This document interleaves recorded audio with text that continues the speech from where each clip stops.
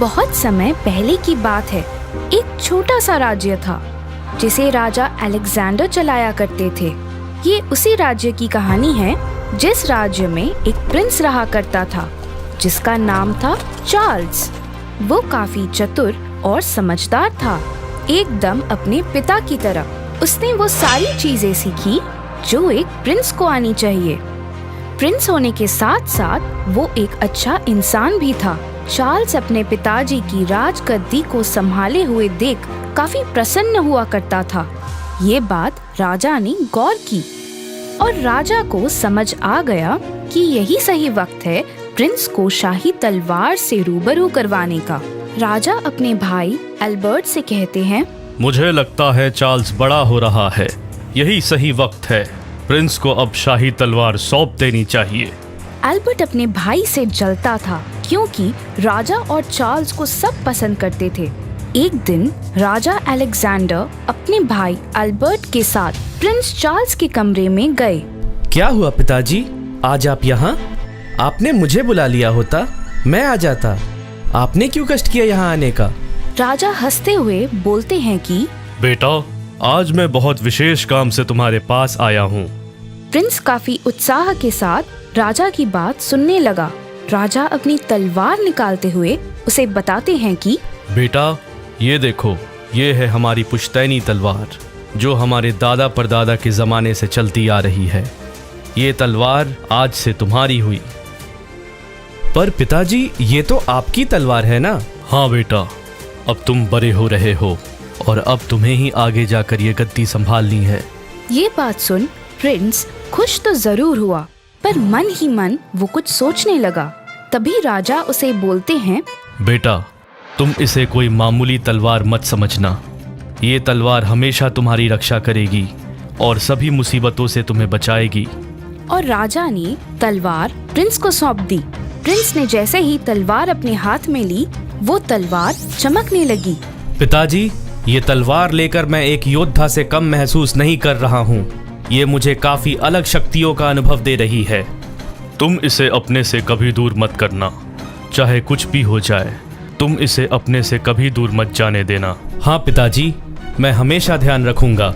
और राजा वहाँ से चले जाते हैं और एल्बर्ट ये सब देखता है। मैं ये होने नहीं दूंगा।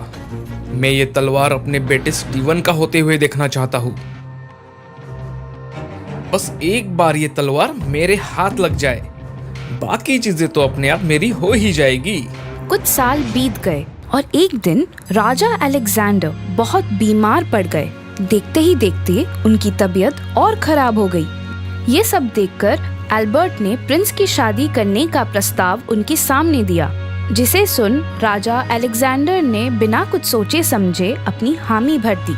प्रिंस की शादी किसी दूसरे शहर की प्रिंसेस से हो जाती है। प्रिंस और प्रिंसेस की सोच एक दूसरे से काफी मिलती जुलती थी। एक दिन राजा चार्ल्स कहते हैं, आज से तुम्हारा ध्यान अंकल एल्बर्ट रखेंगे और तुम्हें उनका कहना मानना पड़ेगा।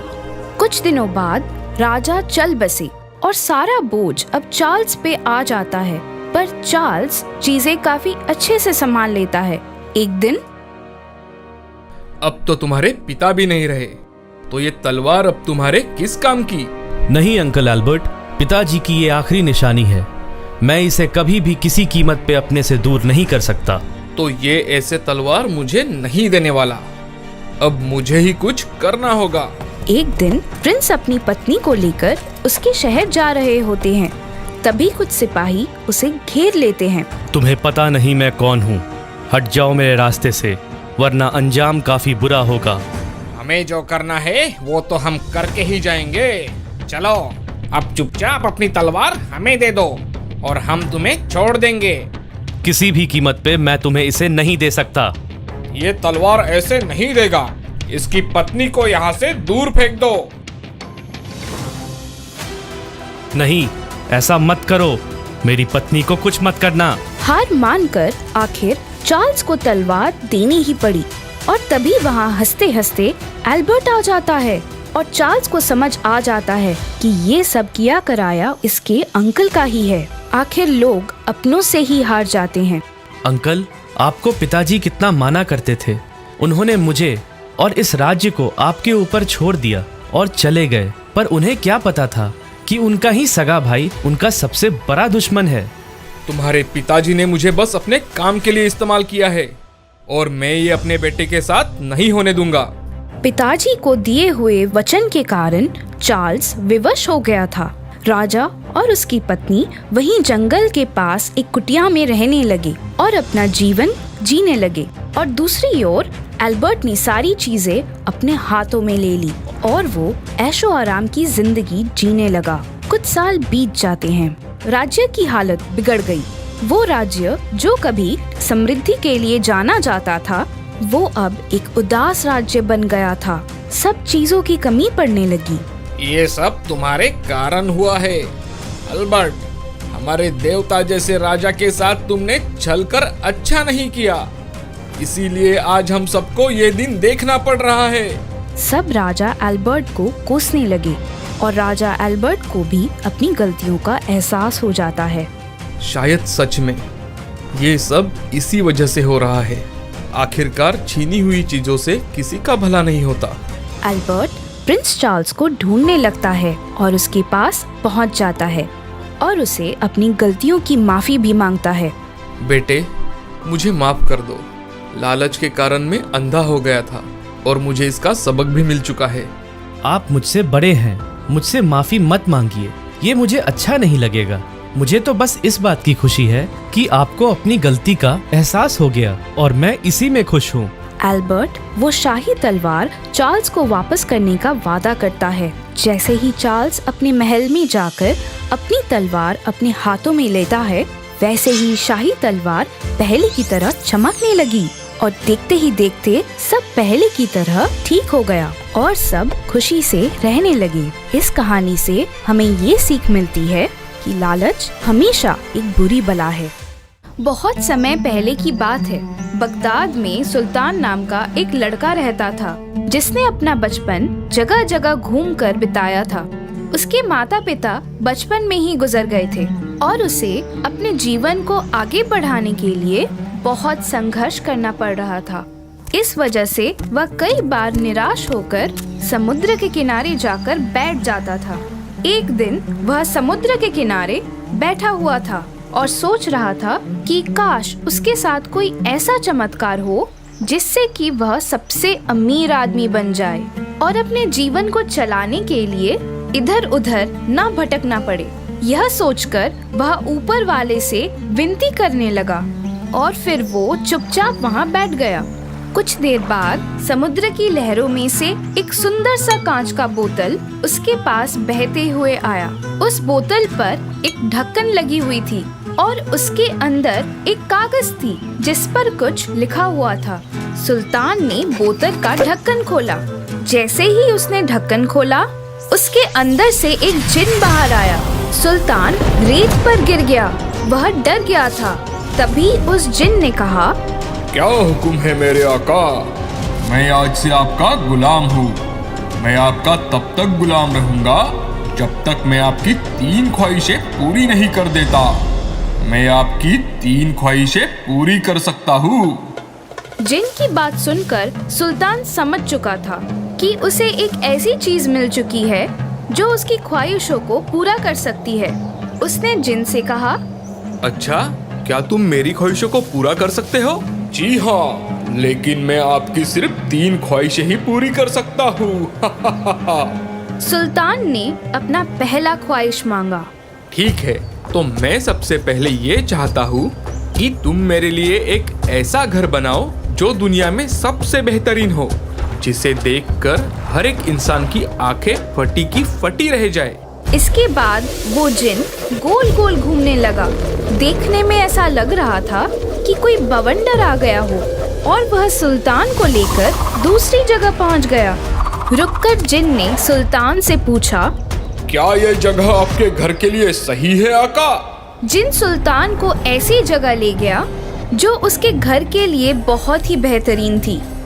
उस जगह को देखकर सुल्तान ने जिन से कहा, ये जगह मुझे बहुत ही अच्छी लग रही है। हाँ, यहाँ बना सकते हो तुम मेरा घर। सुल्तान के ऐसे कहते ही उस जगह पे जबरदस्त बिजली कड़कने लगती है और देखते ही देखते वहाँ एक घर बनने लगा। कुछ देर बाद सुल्तान का घर पूरी तरह से तैयार था। ऐसा हो जाने के बाद जिन ने सुल्तान से कहा, मेरे आका, आपकी एक ख्वाहिश पूरी हो चुकी है। अब बस आपके पास 2 ख्वाहिशें ही बाकी है। आप चाहो तो तुरंत उन 2 ख्वाहिशों को भी मांग सकते हो। नहीं नहीं, अभी नहीं, मैं तुमसे बाद में सोचकर कोई ख्वाहिश मांगूंगा। अब सुल्तान के पास अपना महल था जिसमें वह बड़े आराम से रहने लगा। अब उसके पास नौकर, नौकरानी और खाना बनाने के लिए बेहतरीन रसोइये भी थे। अब सुल्तान सोचने लगा कि उसे दूसरी ख्वाहिश क्या मांगनी चाहिए। ये सोचकर वो बाजार की ओर चला गया। बाजार में उसने कुछ ऐसे बच्चों को देखा जो भूखे थे और दूसरों से खाना मांग रहे थे। उन बच्चों को देखकर सुल्तान को अपनी बात याद आ गई। एक समय गरीबी में उसे भी इसी तरह रहना पड़ा था, इसीलिए वह उनको देखकर उदास हो गया। वो उनके लिए कुछ करना चाहता था, इसीलिए वो अपने महल गया और जिन से बोला, ए जिन, मैं तुमसे अपनी दूसरी ख्वाहिश मांगना चाहता हूँ। जी, हुक्म करिए मेरे आका। सुल्तान ने अपनी दूसरी ख्वाहिश मांगी। मैं चाहता हूँ कि आज से कोई भी बच्चा भूखा ना रहे। उन्हें कभी भी खाने के लिए दूसरों से कुछ भी ना मांगना पड़े। जिन ने सुल्तान की ख्वाहिश सुनी और उसने उसे पूरा कर दिया। सुल्तान की ख्वाहिश को पूरा करने के बाद जिन ने उससे कहा, मेरे आका, आपकी 2 ख्वाहिशें पूरी हो चुकी है।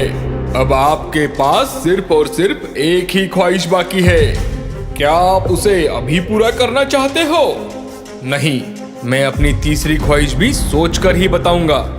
अब सुल्तान खुश था कि अब उसके पास अपना खुद का महल था और बच्चों को अब से भूखा नहीं रहना पड़ता था। कुछ दिनों बाद सुल्तान को इस बात की याद आई कि उसकी तीसरी ख्वाहिश बाकी है, लेकिन वो ये भी सोच रहा था, अगर वो तीसरी ख्वाहिश मांग लेता है तो उसके बाद क्या होगा? क्या वो जिन चला जाएगा या इसके अलावा कुछ और भी होगा? अब सुल्तान यही सोच रहा था कि इसके आगे क्या होने वाला है। तभी उसे याद आया कि उस कांच की बोतल में एक कागज थी जिस पर कुछ लिखा हुआ था। वह तुरंत अपने बोतल को खोजने लगा। जैसे ही उसे वो बोतल मिली, तब उसने उस कागज को बाहर निकाला। उस कागज में लिखा था, कोई भी व्यक्ति इस जिन से 3 ख्वाहिशें मांग सकता है, लेकिन 3 ख्वाहिशें पूरी हो जाने के बाद उस व्यक्ति को सारी जिंदगी इस बोतल में कैद होकर रहना पड़ेगा। इसके बाद वो जिन आजाद हो जाएगा। ये पढ़ते ही सुल्तान घबरा जाता है। अब वह डरा हुआ था और बार बार सोच रहा था कि वो आगे क्या करेगा। तभी उसे एक तरकीब सूझी और उसने जिन को बुलाया। जिन उसके सामने हाजिर हुआ और वो बोला, क्या हुक्म है मेरे आका? ए जिन, मैं अपनी तीसरी ख्वाहिश भी पूरी करना चाहता हूँ। जैसे ही जिन ने यह सुना, वो अंदर ही अंदर खुश होने लगा। वो सोच रहा था कि वो हमेशा के लिए आजाद हो जाएगा और उसे बोतल में नहीं रहना पड़ेगा। फिर सुल्तान ने अपनी तीसरी ख्वाहिश मांगी। मेरी तीसरी ख्वाहिश ये है कि अब से तुम सारी जिंदगी मेरे गुलाम रहोगे और मेरे मर जाने के बाद तुम वापस इस बोतल में चले जाओगे। ये सुनकर जिन गुस्से से चिल्लाने लगा, लेकिन वो कुछ नहीं कर सकता था। अगर वो ऐसा करने से मना करता तो उसे अंत काल तक नर्क में जाना पड़ता।